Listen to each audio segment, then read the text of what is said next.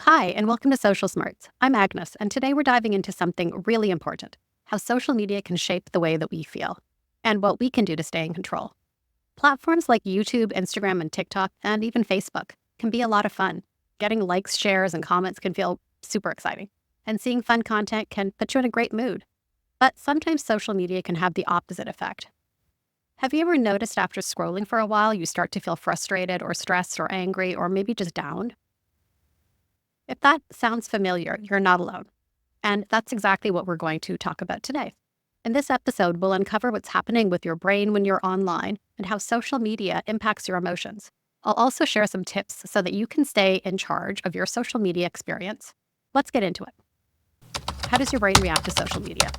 Whenever you watch a fun video or someone likes your post, your brain releases something called dopamine, and that's a feel-good chemical that makes you happy. It's part of your brain's reward system. But the tricky thing is that happiness doesn't last long. Once dopamine wears off, your brain starts looking for more of it.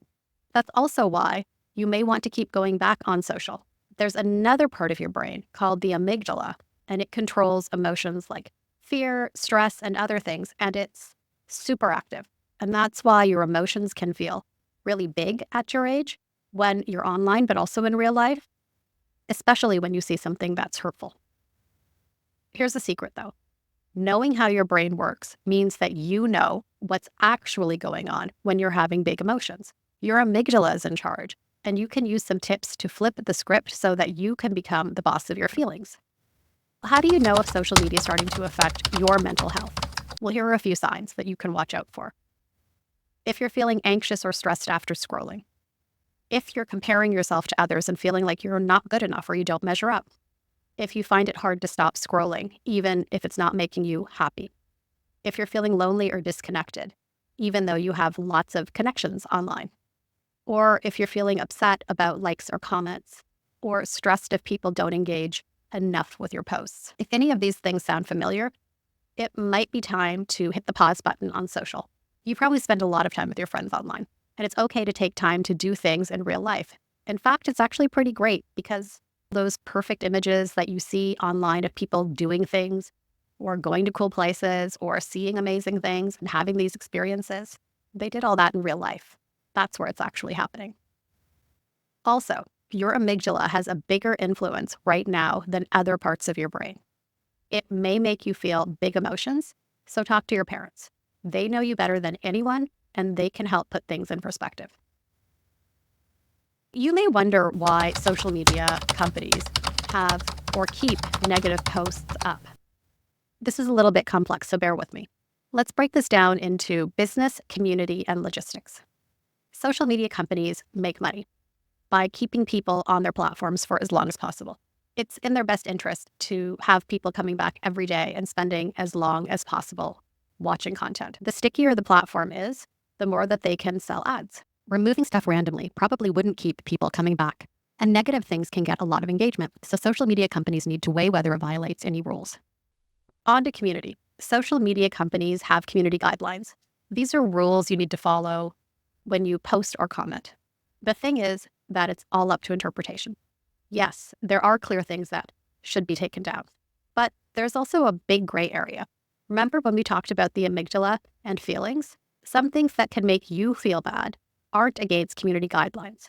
Everyone's different, and there may be all sorts of content that can be considered triggering for one person, but not for somebody else. But here's the thing.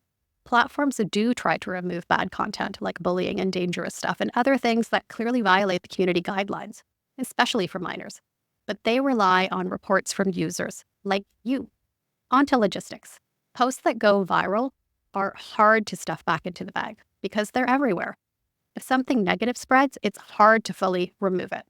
It's not a perfect system, which is why we all have a part to play in keeping social media safe. What about negative comments or bullying? Well, when negative comments or bullying happen, your brain can get stuck in what's called a stress loop. You might replay that comment in your mind over and over again and try and figure out what you could have done differently. But the more you dwell on those thoughts, the worse you may feel. We talked about the power of repetition. The more that you see something negative, the more you replay it or think about it, your brain starts to believe that it's true, even if it's not. Negative self-talk can really hurt you. Imagine if each negative thought was a brick that you lay down. Repeated negative thoughts can build a wall around you, and you can feel like there's no way out. So if you catch yourself going into a negative stress loop, you can remind yourself that it isn't true. I want to quickly talk about motivation. People may behave differently online than they do in real life. Sometimes people post mean things to get more attention, followers, or laughs from others. It doesn't matter why they do it. If someone's bullying you online, block, report, and tell your parents.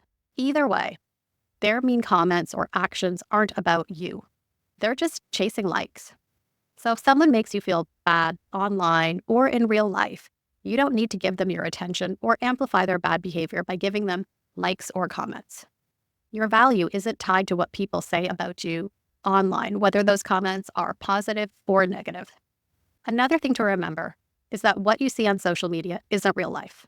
A lot of posts are carefully edited, filtered, or even staged to show the best parts of someone's day. Think about it. How many times have you taken 5 or 6 pictures, picked out the best one, and maybe even used a filter or done some editing before you shared it with anybody? Most people do that. But when you see those perfect photos over and over again, it can make you feel like everyone else's life is more exciting or better than yours. But those posts are just highlight reels. They don't show everything. Nobody's life is perfect or fun all the time, even if it looks like that on Instagram or TikTok or any of the other platforms. Remember, they probably spent a long time making those pictures or videos look that way. It's produced. It's not real life. Now let's talk about algorithms. Social media platforms use algorithms, which are basically computer programs that decide what shows up on your feed based on the stuff you've interacted with before. Sounds pretty helpful, right? But remember, social media platforms want you to be on them for as long as possible. That's how they make money. They're trying to hack your brain into staying online longer by giving you something that they think you're going to like to watch.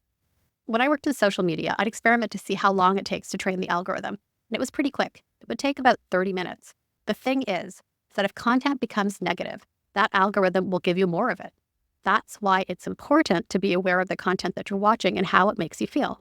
If you feel bad, switch things up. Put in a search for something fun or happy. That will help redirect the algorithm. And continue to put in more and more searches for something else. And then also take a break. The algorithm is showing you the same type of content that feeds into some of the psychology around repetition that we talked about, as well as the bandwagon effect or the illusory truth effect. It basically hacks your brain into thinking things are true when they're not. So now that you know that, you can pay attention and be alert. What can you do if social media starts to make you feel bad? Do a mood check. Check in with yourself before and after using social media. If scrolling makes you feel worse, maybe it's time to take a break. Talk to somebody. If a post makes you feel upset, ask, why does it bother me? Think about it and talk with your parents. Switch your focus. If you see something upsetting, take a break and do something fun offline, like getting outside, going for a walk, or doing something creative or talking with your friends. Your brain's reward center works just as well in the real world as it does online. So doing something fun and moving will help you refocus.